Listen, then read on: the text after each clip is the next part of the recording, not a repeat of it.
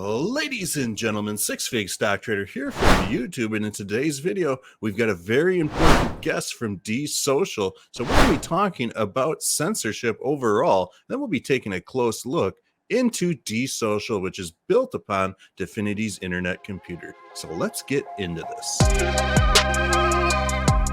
So welcome back to the channel, everyone. Today we are going to be talking with Ash, who is the founder of DSocial, and we'll be asking him a few questions about his platform. So thank you, Ash, for joining us today. We sincerely appreciate it.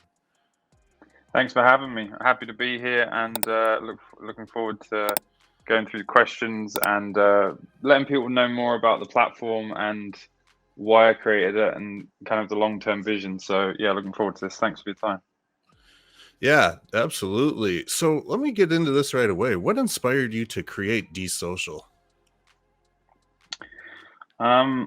It's a long story, but the short version is over time, I've been seeing that content has gone from safety tools and safety measures to censorship. And I actually I had the idea for this about 3 or 4 years ago. I was listening to some podcasts, and one of them I think had Balaji on it, which people in the crypto space will know who that is. He's been on Tim Ferriss's podcast, and he kind of prophesized a future where we would have, in the West, we would have the big technology companies would be they would be influenced by the government in relation to their size and their scale, and for that, the bargaining chip was they wouldn't break them up, but they would push on them, and they would put in bills and laws to effectively control and censor some forms of content. And I remember listening to this at the time, and I was like, okay, well, this is hyperbolic. This is like a bit exaggerated and a bit over the top, and he kind of prophesized this long-term future where you had kind of in the east of the world, you had forms of censorship that we already know about. And then on the West, you had something that was censorship, but it wasn't called censorship. It was called safety. It had a long list of names. And those companies were then naturally incentivized to kind of, once they started down that slope, it was very hard to stop. And I remember at the time thinking, well, okay, but I mean, if there was another platform to compete, that would have a huge effect on the future of what happened. And I looked at the technology at the time, and unfortunately, nothing would work. So at the time, there was Ethereum. I did look at building on Ethereum, and then I thought, okay, it's just not going to work. Like, technically, it's not going to work. It's not going to be scalable enough. And then Solana came out, and I was literally about 2 years ago about to build something on Solana. I was working on another startup, and I was like, I don't know, I'll come back to this idea. And the thing I liked about Solana is they claimed that they could do 50,000 requests per second, and it was censorship resistant, and there was all this great stuff. And then finally, like last year, I was like, okay, I'm just going to build this thing, and I'm just going to see what happens. So I went back to Ethereum and just checked that out, because Ethereum was much further ahead at this point. Ethereum, I built some Solidity contracts. I cannot believe that like people suggest building stuff on Ethereum. Like, I understand for assets, NFTs, currencies makes total sense. Moving around, I guess you would call them utility tokens, it makes total sense. But to effectively treat it as a database to store your data in is completely not, like, in no way is it possible. So just to kind of lay this out from a financial point of view, every time you deploy a contract, it roughly costs around $500. I deploy to the internet computer right now. Sorry, this is going to be a long answer. It's just the first. This is the genesis of everything. So a deployment to the internet computer right now it doesn't really cost me anything, and I probably do that 4 or 5 times a day. So if I was doing that on Ethereum, that'd be costing me thousands of dollars a day. And this is just deployment. This is not execution cost or gas fees. And so that's the first thing. And then the next thing was data storage.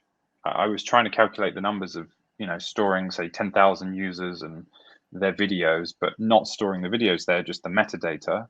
And that was like it was like millions of dollars in cost. And I was like, okay, well, how does that make any sense? I was like, okay, let me go back to Solana. Let me try Solana. Um, I tried to build on the Solana ecosystem, front end in JavaScript, back end obviously on Solana. I tried to get something working. It was so complicated. Hmm. It was so like over engineered. I was like, okay, this is clearly built for the same purpose of Ethereum, but much more scalable for the holding of NFTs, the transfer of assets, effectively utility tokens. To actually build something on this, I mean, it was just so complicated. And I remember like posting on their Discord, look, I simply want to do like a CRUD operation, which in software engineering just means, create, replace, update, delete. Like I want to store a user and I want to update the username and I maybe want to delete that user, like very basic read write operations. Mm-hmm. And they were like, well, it's quite complicated. You need to have this and then you need this encoder. And I was like, oh my God. Okay. So I gave up on Solana. I kind of gave up on the idea. And then I was like, I found the internet computer and I was like, this kind of looks like it could work. And the read and the write times were like pretty good. So I was like, okay, let me try and build it. So that was the idea. That's at that point. That's why I thought at that point I was like, with all the reasons why what's happening, this product needs to be built. And now I have potentially a technology that could work. I was like, okay, now I'm going to build it. So like last summer I started building it, and I just failed and failed and failed. Like so many things didn't work, and I couldn't get. There was so many technical problems, and we'll go through it in a sec. But at that point, I was like, okay, now we're at the right point. So at that point, I was like, okay, this needs to be built.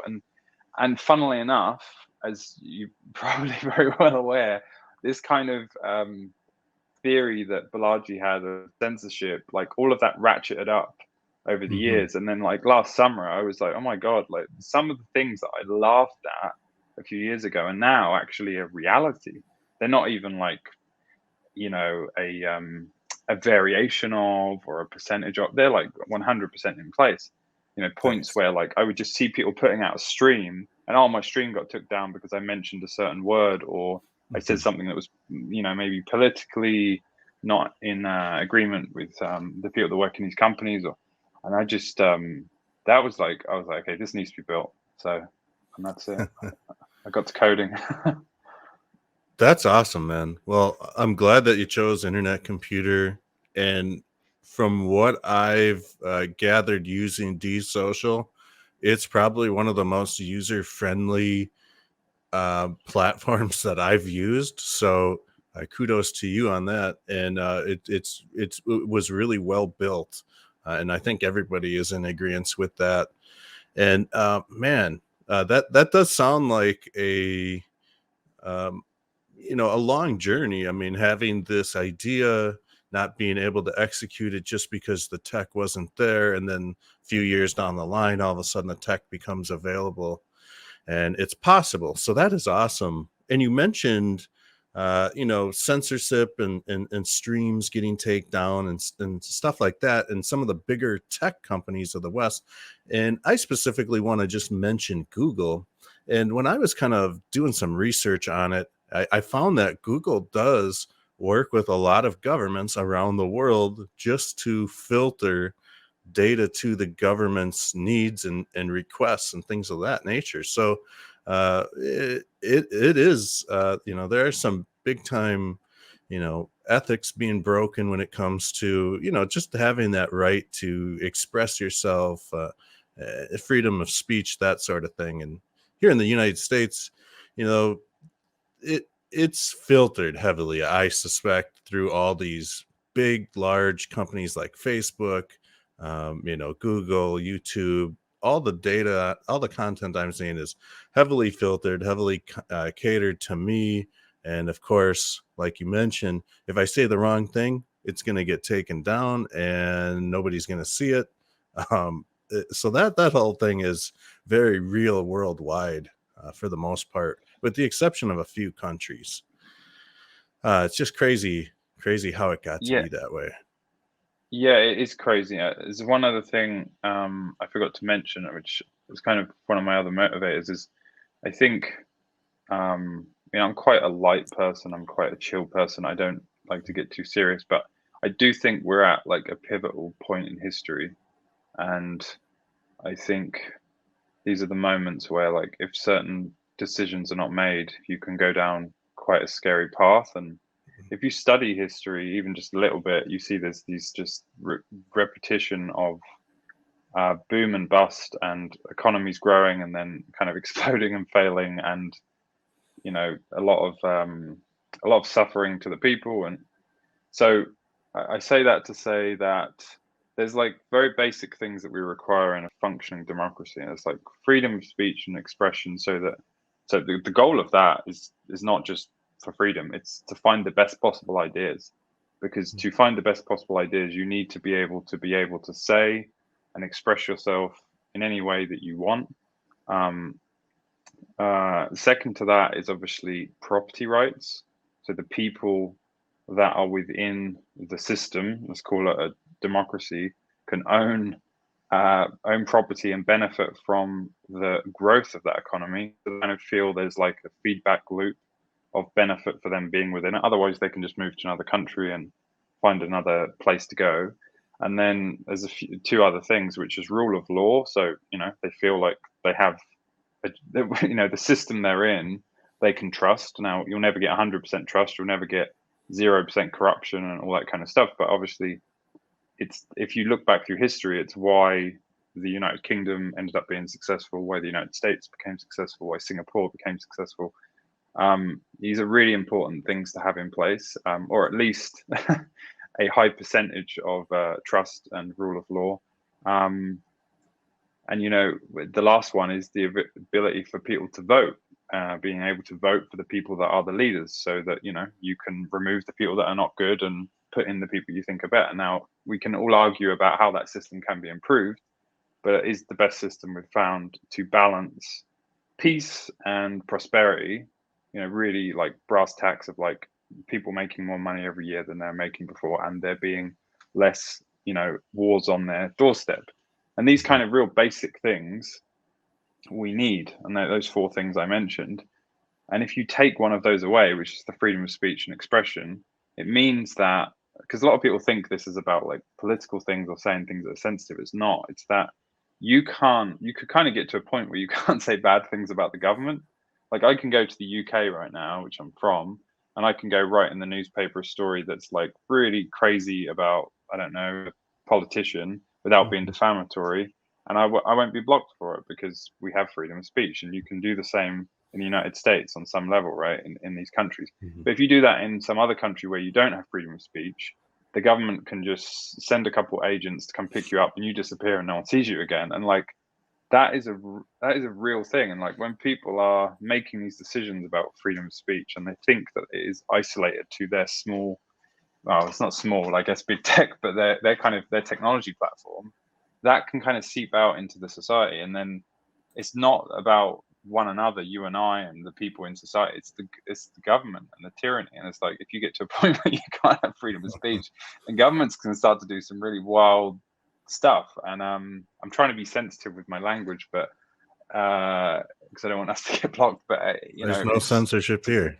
Yeah, it's really yeah, we just have to be really careful. So that we don't allow those things to happen. And it's not like DSocial is going to change this and is going to, it's just a tiny,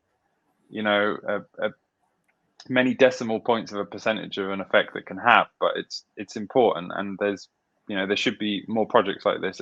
It's quite interesting though, because I started this project last year, and in that period, Elon Musk, who, many people have say things about him, but objectively is, probably one of the best entrepreneurs of our time, and will be over our lifetimes, and probably do the most good for the world than any other entrepreneur we've had.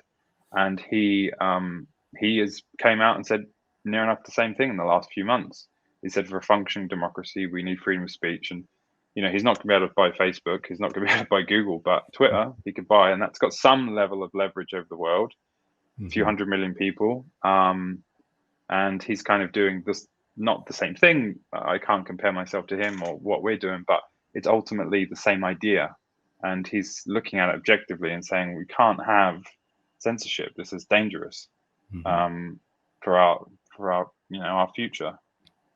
So anyway, that's just those other thoughts I had of why I created it. So Yeah, no, that's awesome. Thank you for that. And yeah, you hit the nail on the head as far as, being able to say things. If you don't say things the right way in the eyes of certain governments, they could imprison you for a few years, up to life.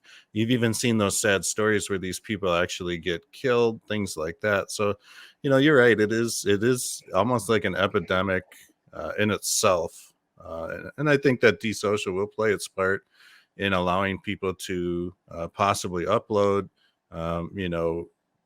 footage of what's going on in their country, through some sort of Tor browser or something like that. But it would be nice for them to have that option, just to exercise those freedoms, even though their governments might say they don't have them. But yeah, no, that is cool. So I got another one for you. How many videos are being uploaded daily to DSocial? it's currently it's not a lot. It's not like crazy volume yet. I mean, it Mhm. started off, it was about one every few days, Okay. and now it's around 20 per day. Okay.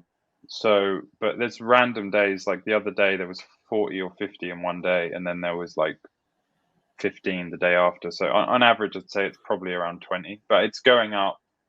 It's going up every week, I would say. That's Yeah, that's it's awesome. it's it's these things are exponential, and they're Yeah. like you chip away and you chip away and you chip away, and you don't see much progress, and it's very like the graph is very up and down. It's very volatile, and Mhm. then if you zoom out and you look at it over, like, say, 6 months, or I think uploads have been happening for the last 5 months. Yeah, I think November, October, I think I launched it, but I think maybe 5 or 6 months. You can kind of see, you can draw a line, you can see it's just going up week by That's week. awesome. It's just, um, so yeah, and it is exponential. So random things will happen. One of the things I have on the website, which is public, is I have the views and the tips, and I have it completely open. So if people go to dsocial.app/progress, they can just see two graphs, and it literally shows since I think the beginning of the year the views per day.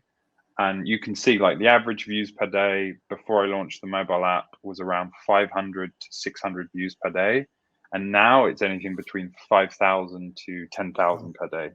Wow. That's So impressive. and that's in aggregate across the whole platform. So, like, but there's huge, like, with any kind of um how do you say, like, a productive system, there's like I think the square root of all the players kind of bring most of the spoils. So, like, what that means is there's some channels that get, I mean, there's one channel that does like anime stuff, and Mhm. it gets like it's crazy. It's currently getting like on average 3,000, 4,000 views per video. And then Wow. there's other videos that just get like 10 to 20 views per video. So there's this huge kind of weird distribution. But what's hilarious about this is I have no algorithm at the moment. Okay. There is no recommendation algorithm. Like, when you see all the stuff, we can talk about it, but it's not working like the way YouTube works. So, which basically works towards engagement. If I built and used a real algorithm for this, I probably could see like the views and the engagement go up a massive amount. But I'm a little bit. We can talk about that if you want later stage in the conversation. But I'm a bit hesitant to build that, because I think that has quite perverse. That has like uh, I'm not sure of the phrase, but it has a lot of side effects that are not good. Yeah, I was just saying that, like, when you see like the list on here, like the hot list, that's just a sorting of it's just a scoring mechanism of looking at like the watch time percentage of a video. Like, if a video is 1 minute, like, do they watch 50 seconds of it, or do they watch 1 second? Okay.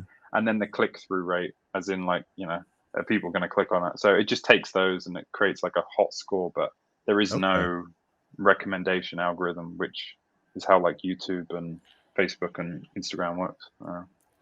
Yeah, that's one thing that I'm always trying to hack is YouTube's algorithm to try to figure that thing out. But that thing's, oh man, more complicated than a Nintendo controller or something. Uh, but that's cool. That's cool that this is kind of running without it for now. But Well, yeah, it's you just guys. interesting. It's interesting to see those. What I was going to say is, it's interesting to see those types of what I was saying about the patterns of views and the distribution of views without an algorithm, right? So Mhm. you're kind of seeing, like, I think if you go back to the homepage, yeah, that's the channel. One Piece, I think it's the channel. Oh yeah. Yeah, Okay. yeah. So that channel, that's the channel. If you like, you can see like 91,000 views. My I'm like, what the gosh, hell? What the they're hell? Like killing we it. yeah, we get, like, whatever I said, 5,000, 10,000 views in aggregate per day for the entire platform. So it's people seem to like it, I guess, and share it a I, lot. I'm in the wrong business, man. I gotta start getting into this stuff. That's wonderful, though. I mean, they are just killing it. 91,000 views. I mean, that's phenomenal, to say the least. 23 subs. Okay, yeah, they are killing it for sure. That's cool. But yeah, that's kind of it's been interesting to see some of the things that people have uploaded in there, uploaded to DSocial, and it's definitely one of these things where it's so new. And you mentioned that growth curve and stuff like that, and I do think that the more people that catch on to this and get comfortable using it, I mean, we're only going to see those numbers just increase like crazy. So yeah, congratulations on the success, from that standpoint. And it's phenomenal, just to see what people from all over the world, I guess, are uploading. I'm seeing a Yeah, lot of like cooking videos, the anime videos, looks like some meme videos, stuff like that. And yeah, it's just, I mean, this gives me vibes of like early YouTube, like when you, I don't know if you remember, like back in the day, like when it first came out, there wasn't a whole lot on there, but you just look at where they were then and where they are now. I mean, I could see this growing tremendously. I loved early YouTube. That was like, Yeah. I couldn't. I remember I couldn't Yeah. believe that you could play video in the browser. I remember being like, how does video play in the browser? I was so baffled that, like, the browser could actually render videos. I mean, people don't think back. I've been an engineer for, like, software engineer for like 18 years, so I was like coding when I was like really young. And Okay. I remember those early days of like playing video on your PC, and like it was just like, it was flickering and struggling to like render the frames. And then to get YouTube, I remember, it was like, blew my mind. But actually, talking about YouTube, I hope you don't mind if we're being fluid here, but like, I'd love uh to. Yeah. yeah, I read a book by Andrew Chen. He was I think he was a part of YouTube, and he was a part of the growth team at Uber. And he recently wrote a book called The Cold Start Problem. Cold Start Problem, if people don't know about it, is the problem you have when you build network effect businesses like Facebook, like YouTube, etc., etc. And the cold start problem is, you think of it like a cold start, like an engine.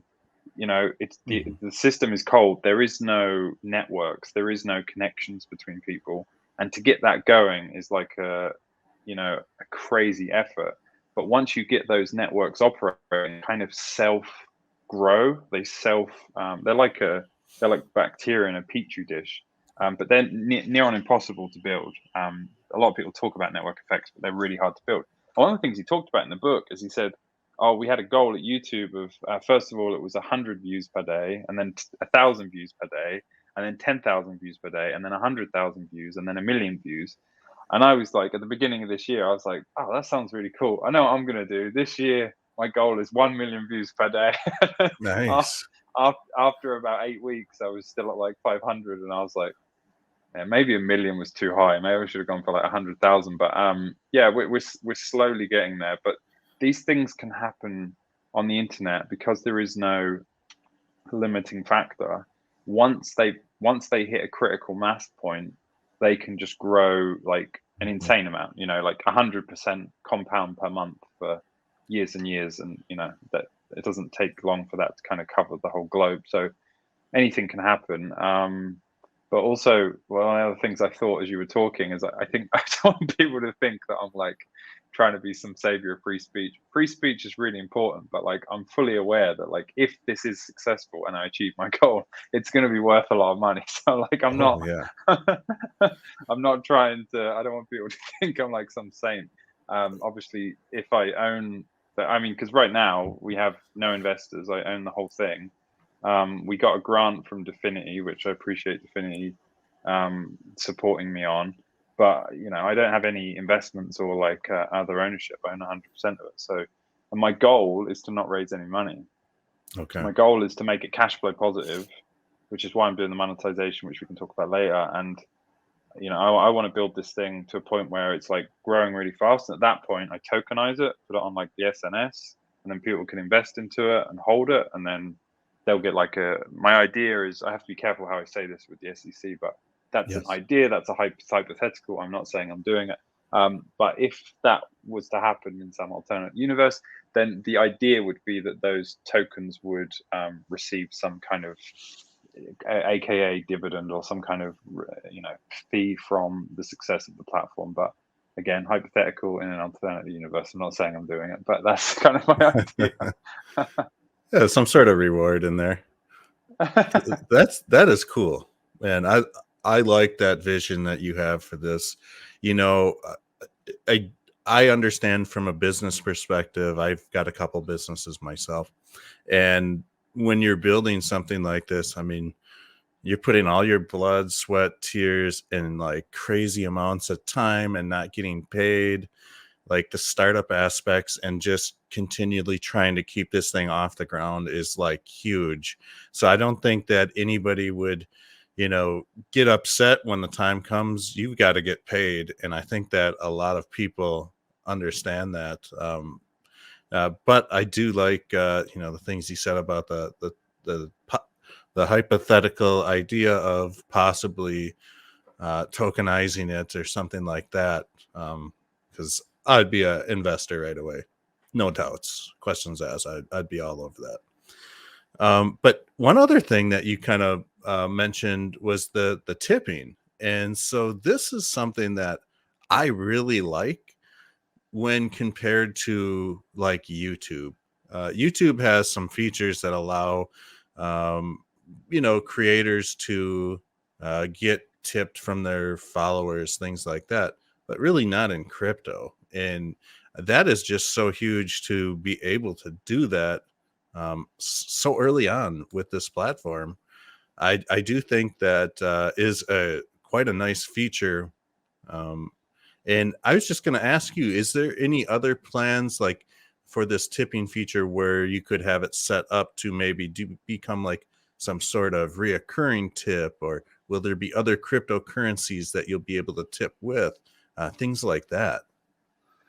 Yeah, so I mentioned about Definity and the development grant. So I'm currently going through the process for that. So Mhm. there's milestones for the development grant, and those milestones, I haven't talked about the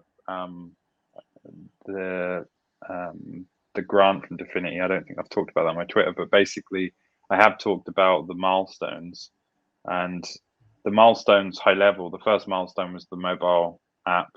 The second Okay. milestone was the content moderation, which is basically done. That's yeah, I'm just a few finishing things for that. The third milestone was monetization, very generically. That covers a lot of things. And then the fourth milestone was to try and bring the video and image content back from the AR Weave blockchain back onto the Internet Computer blockchain. Okay. So the third milestone for the monetization, yeah, I mean, I have a long list of ideas for this, and one thing you've probably noticed following on Twitter is that I constantly engage with the user base and I literally just put out polls, and then I just do what Mm. people vote the most, providing it's not crazy, some weird feedback or what have you. But if I do a poll like, what do you want next? Subscriptions, tips, or pay or merch, or selling like ebooks, or Mhm. an advertising platform, like what are these forms of monetization you want? And everyone just said yeah, subscriptions. Mhm. Obviously I skewed the vote a little bit because I said in the description subscriptions is the easiest, because like it is literally the easiest for me to build. But yeah, the idea is to do subscriptions, so that will work just like the join button on YouTube. So you'll be able to go to your channel, say like your channel on DSocial, and say, okay, I'm a subscriber. I value all the content on here. I don't want to pay an arm and a leg, but I'm happy to pay like $5 a month. And I press the button, and at that point, what will happen is it's a little bit different in so great, you got it on screen, perfect. So where you see the subscribe button, to the Yep. left of it, there would just be a join button. Oh, And okay. that join button would allow you to, the same as YouTube, it would just come up with like a prompt, like a modal, and it would say, subscribe to Six Fig Stock Traders channel, and then maybe you can like offer.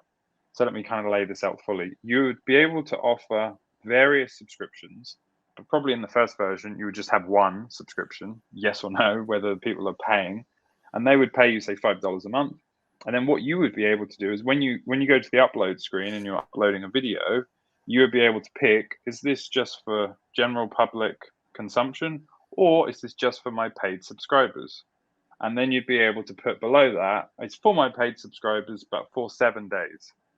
So say, for example, your paid subscribers get your YouTube videos, but they get it 7 days ahead or 24 hours ahead of time or something like that.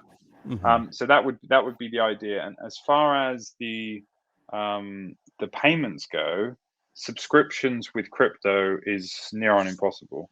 You can't really do the payments in the background. It's quite complicated. And because I'm focusing on the internet computer, the tip system, which is already out there in production, uses the plug wallet. And the plug wallet is kind of got the highest level of adoption in the internet computer space. I will open this up to other wallets, but the plug wallet has like 100,000 users. Oh, yeah. So it's got like, I think I don't know what the market share would be, but I would argue it's probably 80-90% of most internet computer users who use wallets in their browsers use the plug wallet. So and this hasn't seemed to have prohibited tips. Tips are going through the platform. So it will use the same system, and the way it would work, you press the join button, you say, yeah, $5. It would take the payment, and then what would happen is when you come back to DSocial, let's say in a month's time, and you're watching another video, it will know you're logged in, and it will prompt you and say, oh, you have some subscriptions you need to pay, and you go to your subscriptions. You say, okay, I'm subscribed to Six Fig Trader and One Piece and some of these other channels, and on the right hand side it would just have pay, and you click pay, and it would just make the payment. So it is a subscription, but it does require the user to be using DSocial to pay the subscription. So it's a slight variation because you can't do these payments in the background, because obviously, as we know with cryptocurrencies, the whole point of them is that the user is in full control and they have the private keys, and they are the ones that make the transaction. So that's how it would work. And it's very powerful because you can imagine for any kind of channel, any creator, you don't need that many. It's a bit like Patreon. You don't need that many paid subscribers to start making a very significant income. And it's a passive income because it's coming in, without you having to do work for it. You can continue to create content, but that money just keeps dropping into your wallet. And what's also beautiful about it is there's no banks. There's no process. There's no middleman. Right. I've been testing these tips and I've been talking to users, and I still find it amazing that I can just press a button and send a creator some money. And I check, and the beautiful thing on the internet computer is the confirmation time is like rapid. It's crazy fast. So I pay a tip, and I ping someone, and within 30 seconds, like, yeah, I got it. I'm like, what? I thought this takes like 5 minutes to confirm, or like I thought the transact. No, it's like super quick. So it's a beautiful thing. I've actually started showing the tips in the comments now. So if there's like videos that have tips, when you're looking at the comments, you'll see like the tips will appear. I think this one on the top left actually has some tips. Okay. I think so. I could be wrong. Oops. I think this video. I think she has ones on this video. Let's have a look. I do know that you did tip me too, and thank you for that. Yeah, you can see if you scroll down, you see like tipped. It says tipped 99p. Yeah. Let's see So, here. so it kind of blends them into the comments. So, whoops. So yeah. Yeah, Oops, it's sorry about that. No worries. It's cool. It's it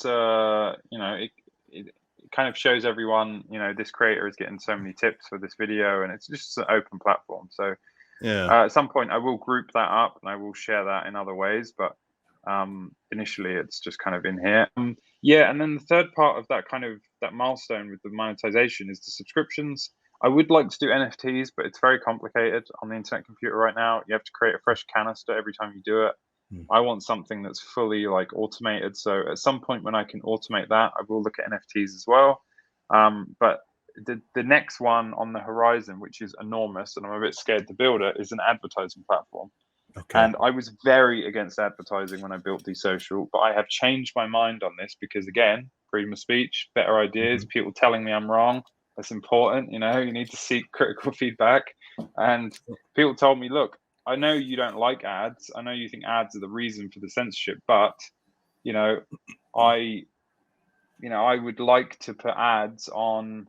I think the screen is still on here. I'd Oops, like to my put. bad. I'd like to put ads on my videos. Right. I want to do that. Why can't I do that? And I'm like, yeah, fair point. Like, I shouldn't dictate to you. You can't. So advertising is the next thing, and after Mm. subscriptions. But advertising is enormous because if I could actually make that work, and I could organically have companies coming onto DSocial to, pay for bids on the average cost per click or whatever on your videos, for example. You say Coinbase could come on here and they could put some ads in front of your videos, and Mhm. there wouldn't be any complicated process. They could just upload the video and they could just say, yeah, I bid this much per click. You get notified and you get to decide what ads you want to play on your videos. You could go for the mode of allow anything, or secondly, no, I want to, I want to create which advertisers are in the front of my videos. Coinbase, yeah, I'm cool with Coinbase, allowed. But say Coca-Cola, maybe you don't like Coca-Cola, and you're like, no, I don't want to do it. So that would kind of be the idea of the advertising. But the huge thing is, if I actually did that and if that worked, then this becomes like a really big business quite quickly. And Oh what's yeah. powerful about it is it's all paid with cryptocurrencies. So the advertiser would get a bill at the end of the month for this many ads, and when they make the payment, it would just send the funds to all the different creators. And obviously, we would take a commission, like a 10% fee or something. Yeah. Where I think YouTube takes 45%, we would take 10, and that's an enormous business in its own right. But again, that's still yet to be built and down the road. But it's funny because I talk about these things and then I look back and I remember talking about these things to myself, and now they're built and they're in the platform. So it's all with time. Yeah, and just kind of, I mean, I don't think anybody would hold it against you if you deployed ads on here. I think it would drive people to create content on DSocial. There's a lot of people out there who use YouTube but cannot get paid by uploading videos, and their content might be pretty good. But YouTube I has certain agree. thresholds in place, like you need to have a 1,000 subscriber base, you need to have 4,000 hours of watch time per year, and you need to maintain that. So it's kind of a barrier to entry for It's a lot of huge. these people. And I do think that they might possibly be turning away a lot of good talent, or losing a lot of good video creator talent just due to stuff like that. In addition, you had kind of mentioned Patreon, and um, and I'll tell you, I have a Patreon account, and I had, I don't know, maybe it was a small, 30 people in it, 25 people, 30. And I was sitting at my computer last week. I get this email, and this is what gets me excited about like DSocial and all these other decentralized censorship free apps, stuff like that. So I was sitting at my email. I get this email from Patreon. And back in December, so it is May, almost June right now. So back in December, I ran a few giveaways to all the Patreons who had kind of been around. Anybody could participate. It's all randomly chosen through one of these internet pickers. And so the giveaway, I had given away a bunch of like NFTs. And what was interesting about it was, here we are mid May, and I get this email from Patreon saying, hey, you need to take down all of this giveaway content, or we're going to shut your channel down, or we're going to shut your Patreon down within 24 hours. And I'm scratching my head going, they're filtering my content right now. They deployed some new algorithm to find out what I've been doing for my subs, my Patreons. But then I'm scratching my head saying they're gonna disconnect me in 24 hours if I don't go back and delete these 6-month-old posts and giveaways that I had. I mean, man, I was pretty upset about it. And Rightly so. it didn't make sense to me. And Yeah, but well, yeah, I think it's I think crazy. that's the competition of business. You know, rather you innovate or you die, and or depending on the business, but in most cases you're going to be innovated away. Most businesses depreciate and die over time, and you've got to keep adapting. And yeah, I Yep. think I think that's the point of these types of platforms.